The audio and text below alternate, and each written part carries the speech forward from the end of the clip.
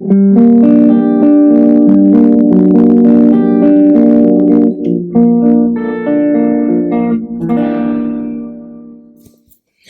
everyone, and welcome back to another episode of Shred and Soul. I'm Shred, a.k.a. Kevin Wood. And I'm Soul, a.k.a. Wind Hughes.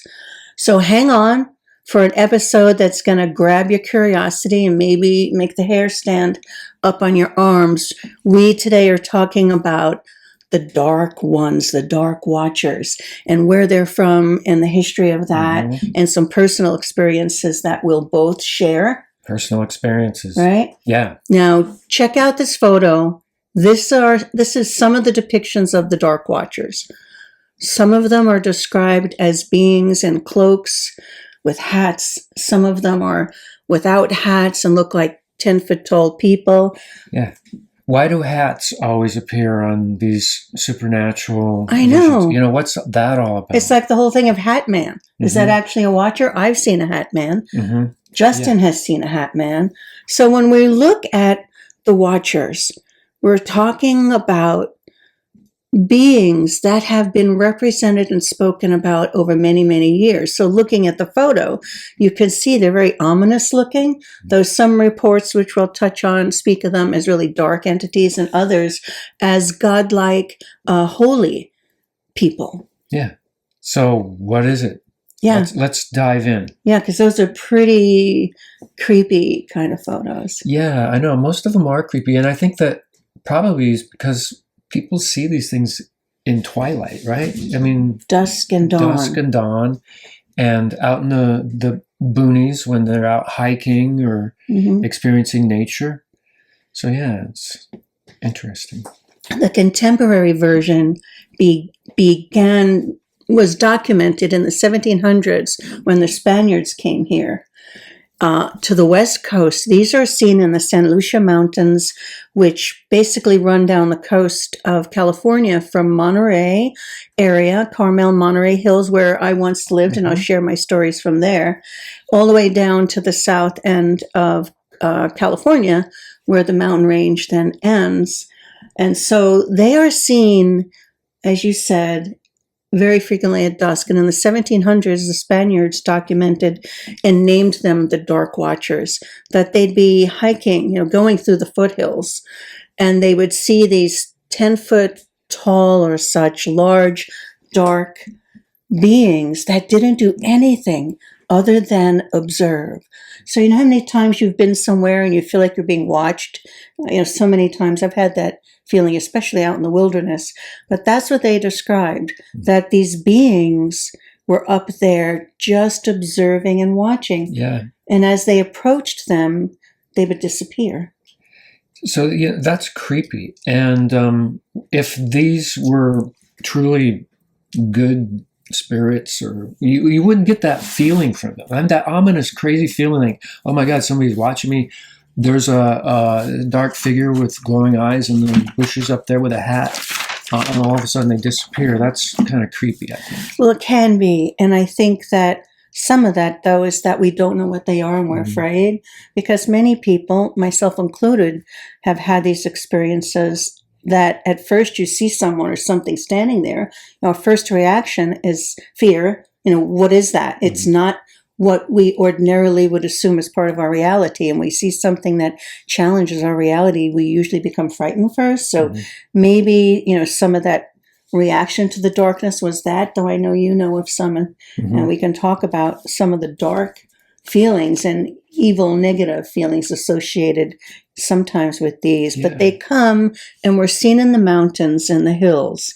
And then it was discovered that the Native Americans from that area, the Chumash, how do we say that? Chumash. Did I write this down? The Chumash, I believe, of that area had reported, the Chumash had reported that also before, after the periods of the Spaniards coming. They had the same thing, observing, these observers standing up on the hills, watching over us. And so let's keep it contemporary first and then go back to the history and some of the sacred texts. Right. So in contemporary form, I wanted to read something about an experience I had in these exact mountains many, many years ago, and wrote about it in my book that you might want to check out, Life is the Ceremony, How We Live It Is the Ritual, The Journey of a Feminine Shaman. And this is page 27 in the section of the book on visions, vision number 2, called The Grandfathers. So if you'll indulge me for a minute, I'll read just the very beginning of this chapter to document that I was there in these foothills, which we frequented, and would often feel that we were being watched. There are a few places I've had. This was one of those places, like we're being watched, and we would turn around and look, no one was there. But this one day I had a very beautiful experience right in those locations that are spoken about. So here's from the Grandfathers.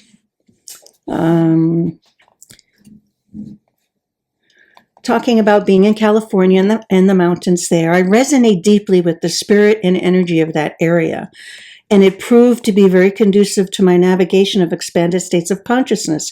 Living in Carmel Valley, just miles north of the powerful Big Sur coast, allowed me daily access to this magical land, with its mountains running alongside the intense energy and rhythms of the ocean waves. And so what's documented is being up in the hills, and a lot of these are in the Big Sur area, which is the area called Palo Colorado Canyon. One day I was hiking with friends in the Palo Colorado Canyon, a place where I frequently hiked in a trance-like walking meditation, matching each step with my breath. My friends had gone ahead, as they often did when I was walking at such a slow and even pace. Out of nowhere, a panel of 13 beings appeared before me. They materialized simultaneously in front of me and above me, enormous, larger-than-life beings measuring about 30 feet or more in size. So my beings were bigger. I was so startled, I stopped in my tracks. Immediately, I was overcome with a familiar sense of universal love and compassion for myself and all that existed. My heart was blown wide open, slowly dissolving into the love surrounding me. I was being loved. I was giving love. I was love. I began to cry deep, deep tears, as I often do when my heart opens, completely as it was then. The beings were clothed in hooded robes, which in that moment struck me as sort of corny cosmic cliche. But over the years, I have seen numerous disembodied beings who presented in this fashion, similar to the beings were often spoken about in cloaks. And from a distance, they looked 10 feet high, but these were right in front of me. So maybe many of the Dark Watchers are actually bigger, but they're always off, into the distance. When I focused on these 13 beings, I noticed they appeared to have a physical form, though not as dense a matter as we expect physical beings to have. I could actually see through them, through the trees and the mountainside behind them. "We are the Grandfathers," they said softly. "We've been with you all of your life, though this is the first time we are allowing you to see us." I wondered why they chose to appear to me then, and they immediately responded, "Because you were ready." I'm not going to read any more, but that chapter describes an amazing life-altering experience with a group of beings that I came to see very frequently after that. It was a positive experience. It was very, very positive. It was beautiful, as many of these visions I've had have been. So I don't know. Is it that this is a portal and there are a variety of beings coming through the foothills and the mountains of California, or for me, the Palo Colorado Canyon area? But that's one of my experiences that was actually documented because it's in my book. And I didn't know about the Dark Watchers till after those experiences. Oh, wow. When I was there, I don't know if I'd have gone like I did. Yeah. There at dusk, it's dark. You're up in the hills in these mountains. There's no one there. The Watcher capital of the world. Yeah, too. would I have gone in? I would hope I would, but I don't know. Amazing. Yeah.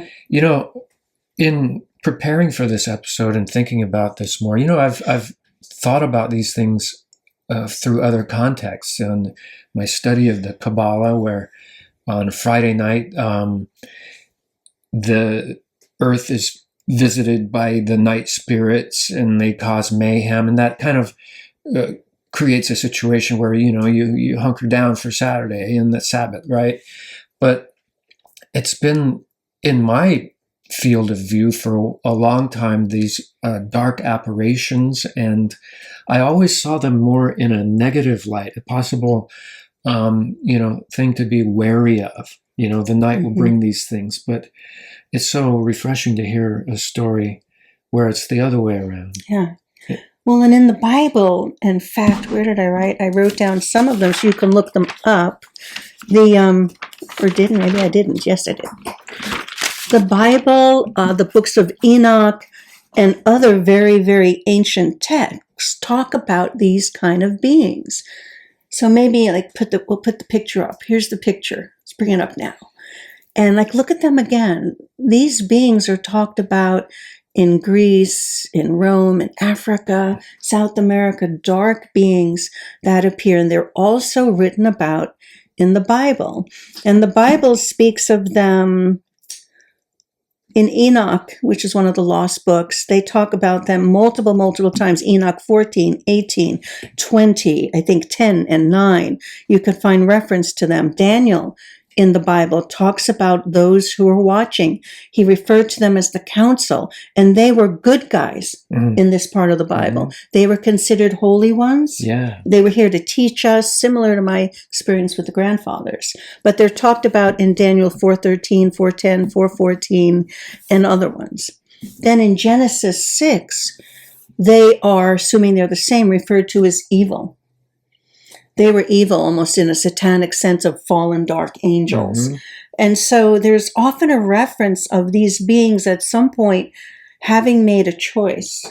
And some of them maintained their sacred holy nature, and other ones broke the rules. Adam and Eve is one of those stories, which is interpreted often with the Nephilim and the Anunnaki as literally those beings making the mistake of breeding with humans. You've read that. Yeah. That's come to my attention in other contexts. And it's directly tied to a watcher.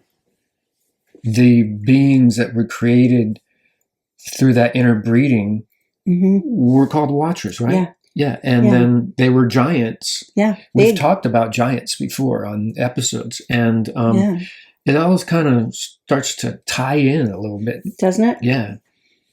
Yeah, and you look at the Nephilim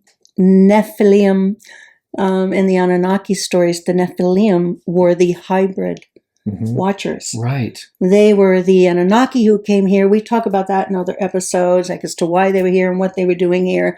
But they came here and were ruling this area, and they were forbidden to breed with the humans who were there at the time. And some of them transgressed that and they were this hybrids called the Nephilim. And you'll often read about this sort of being in Egyptian teachings and Egyptian scripts, where they talk about those who are gods, who had bred with the gods, and some of their rulers were these half human, and half interestingly they were the enough, Nephilim. When one dies through any number of causes, it's the human part of them that dies. That spirit stays here. And didn't some of them say that spirit that stayed here wasn't necessarily good? Yeah, exactly. Because they came from that source of a fallen one and interbred through their lust for human females and created a race of us. Yeah. Or is it another form of being? I don't know. Yeah. So the Native Americans talk about that in some way, certain gods that interbred. Yeah. Or, there's so many. It comes to mind for me that lyric from Winter Bites, "The world's my prison." I mean, if you can think of it that way, where we are interbred with supernatural entities that are coming from fallen angels, and our battles, our tribulations, and things that suffering, are possibly due to that. It's widely thought of that, and sin. What is that? So I think it's really interesting how far back there. Ancient the Egyptians, the Bible, the lost books of the Bible, and Enoch being one of them. And there's a book written by a man named Michael. Where is it? What's the name of the book? The Lost Books of the, I don't know where. Oh, the Dead Sea Scroll Uncovered by Michael Wise.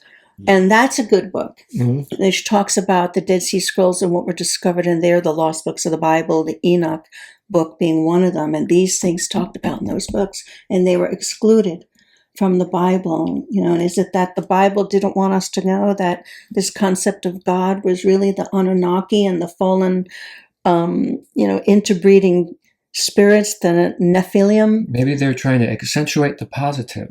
Maybe. I don't know. I don't know. It seems that people are blessed with abilities along the way, and one of your abilities is, of course, to see things as clear as light and day, as far as like interpreting spiritual operations. I think if you're ready to see them, if you're ready to see the truth, then that truth will come to you through a bigger understanding than something intellectual will be an experience of knowing. Mm-hmm. So, I know I saw giant grandfathers, and they have followed me for years.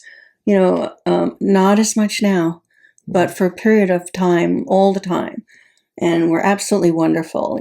And I find it fascinating that so many cultures and so many ancient scripts have been found talking about this sort of thing. Mm-hmm. And that it's there. There is a sense of something fallen. Could it have been that they bred with humans? Adam and Eve stories, so many stories of that in different cultures. Mm-hmm. Was it that the Anunnaki, the ruling race that was here, that came down, mm-hmm. we were here, they ruled us, we were workers in a sense for them, and that some of them, the Nephilim, were called interbred, and that mixed breed is what, some people have evolved, and these dark spirits potentially were. Mm-hmm. So many stories of Greek mythology of those who interbred with humans. Mm-hmm. It's all over the place. So it gets you thinking. What I want to know, though, is what's with the hats, like you said. Yeah. I've seen Hat Man. These things, some of them have hats. I get the robes and the cloak. Maybe that's just stereotypic. Yeah. But the Hat Man and even in that movie, The Demon Murders, or whatever that was. I didn't see it. Yeah, it was about a kid that got possessed by a demon and killed some people, and is it true? Went to court, right? And it was like the lights went off, and it was like all of a sudden everyone's thinking, man, this could be real. But the thing is, though, the description of the demon was wearing a hat. Yeah, what's with the hat? What's with the hat? I know I saw my first Hat Man when I was a child. I talked about it in a previous episode. Mm-hmm. I was a kid, and I walked into the bedroom, which had windows it was in Brooklyn, right onto the street. And it was raining, and you could hear the rain, but I looked up, and there is a hatted figure, dark, like this, like mm-hmm. a Watcher look, with glowy kind of eyes and a friggin' hat on. Mm-hmm. And I screamed. I was probably 8. 10. I screamed, and my sister came running in. This hatted person, I could hear him jump because there was physical presence, and I could hear his footsteps on the wet concrete, the sidewalk. And I was terrified. And of course, they didn't believe me. Mm-hmm. They thought, your eyes are playing on you, just like with the Watchers. They'll say it's the mist. It's more often on a misty night. You see them and the lighting hits the mist in a certain way and projects shadows of the lights behind mm-hmm. you onto the mist that are giant shadows. And there's lots of explanations, which is sort of how my family took it. It doesn't matter what caused the vision. We're seeing visions all the time. Every time you open your eyes, it's a vision. And it doesn't matter if it's a light play or if it's some shadow or some interpretation. What you're seeing is what you're seeing. And to break it all apart and try to explain it out is almost futile as far as I'm concerned. I think these things happen all the time. And I know you saw the hot springs called Stagecoach in Taos. Mm-hmm. You climb down these cliffs into a canyon where the Rio Grande River runs through, and it's really wide at this point, and there are beautiful hot springs there. And you can look across to the other side of the river and see the switchback of paths that the coach would take to come down, cross the river to where these hot springs were, which then had a brothel and place to be, nurtured and fed on many levels after coming across the desert. So I used to I went there so many times, and especially when you were just one or two people there, you could look across and the sound and the light was so crisp across to the canyon. And I could see beings on the edge of the canyon, the rim of the canyon there. And they weren't dark hooded creatures or figures. They almost were Native American and old. And it was as if I could see into that time. And I swear I had experiences of seeing them and of hearing the stagecoach wheels coming down the canyon, S-curves, zipping back and forth, switchbacks, that I could hear the sound of the horses' nostrils and the rocks being thrown from the wagon wheels as they came down. It was very, very real. And it would come, I'd see beings up there, I'd hear the sound, and then it would go. Yeah, that reminds me of an experience I had similar, with a place of high energy. I was in Rome with my brother. We were running around the Roman Forum, and it was dark, and there were nobody. We had the whole place to ourselves practically. And I remember running with so much energy and feeling like this huge amount of activity and excitement. And when I look back at that, I can almost see people walking down the streets with the togas, and that feeling of busyness because it's the heart of the Roman Empire, and kind of the same thing in the Colosseum, where you could just that would be amazing. See the throng of people all just like getting into it. It's kind of a similar kind of thing where it's going back in time or ahead in time for that moment. Time doesn't really exist. It's a construct. And for that moment, transcend the construct, the program, the whatever simulation you're in, you transcend it and you go back to this place and time. I can imagine that sounds. For me, being a child too, I was not building in any filters to keep that kind of thing at bay. As you grow older, you learn to rationalize. You think, oh, the light behind me caused that, or this and this came together caused this. So, being open-minded back then was part of it. Yeah, open, no mind, and being able to see things in a way that maybe your eyes have just opened. I remember going up to a hillside when we first moved here. I had been studying a book by Rudolf Steiner about the Archangel Michael, and got totally into angelic realms and dipped into some of the Kabbalah stuff. And we were up there on a Friday night when it was dusk. I could see these dark winged figures like flying up through the valleys. And we were up pretty high, and it was a beautiful night, and the sun was going down. And then all of a sudden, see these things flying in. And I had just read about this phenomenon and was open to seeing that. And so, it's all about being aware of what might be closing you off as far as what you can see and experience, and trying to work around that.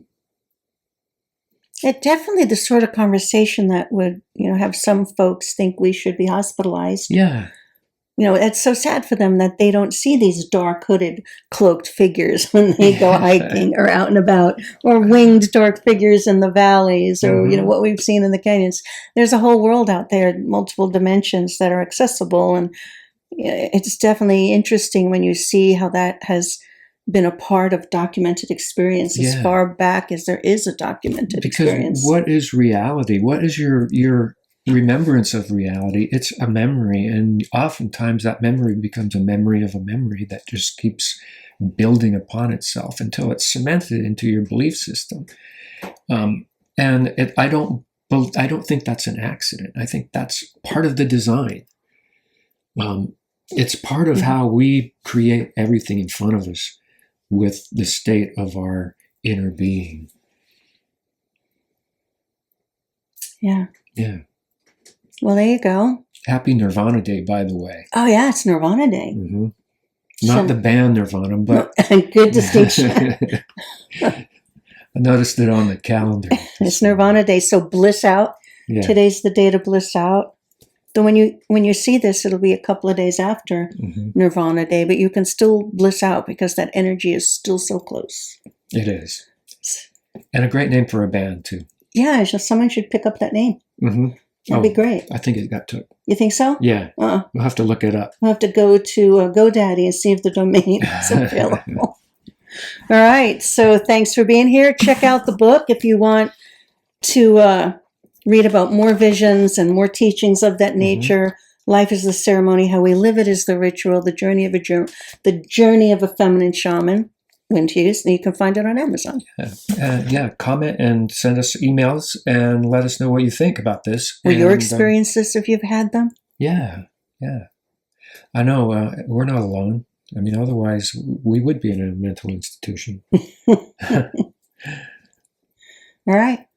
See you next week. See you next time.